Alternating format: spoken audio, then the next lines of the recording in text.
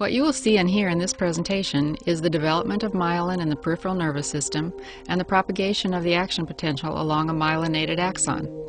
This multimedia presentation will be most helpful if you already have a good understanding of the Schwann cell and the electrochemical process of the neuron, called the action potential. The Schwann cell forms a protective covering around the axon. Schwann cells start to develop in the embryo and continue to increase the wrapping around the axon through childhood. This development increases the thickness of the wrappings, which peaks in adolescence. This is why teenagers have such quick responses. The Schwann cell contains the typical cell organelles and cell membrane structure.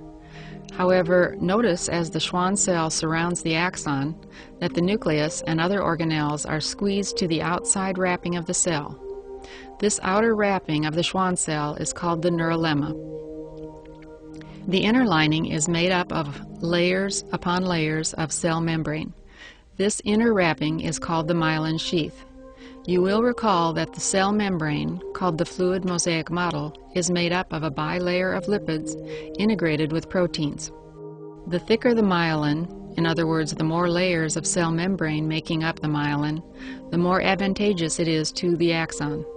One advantage is the regeneration of severed axons. Another advantage is an increase in the speed of the propagation of the action potential along the axon. The rest of this presentation will concentrate on the increased speed of action potentials down the length of the myelinated axon. Here is the neuron, and you can see the repeated Schwann cell membrane forming the myelin. Note that there is a small space between the Schwann cells where the axon is not covered by the neuroglial cell. These spaces are called nodes of Ranvier. From what you already know, action potentials occur at the axon hillock and continue to be repeated away from the cell body, much like dominoes falling one after another. An action potential starts on a polarized membrane, which is -70. A stimulus causes the sodium gates to open slightly, and sodium starts to trickle into the cell. If the cell reaches -60 or threshold, the sodium gates open wide and sodium floods in, bringing the inside of the axon to +30.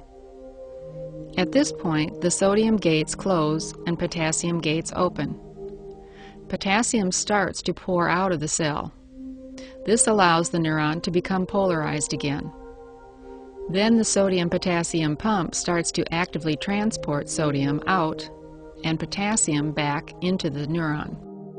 First, we will look at the propagation of the action potential in the unmyelinated axon. Propagation is the repeating of action potentials down the axon. The action potential is repeated because as the sodium comes in, it diffuses to adjacent areas within the axon. As the sodium increases in this area, threshold is reached. Sodium gates open wide, sodium rushes in, causing depolarization and an action potential.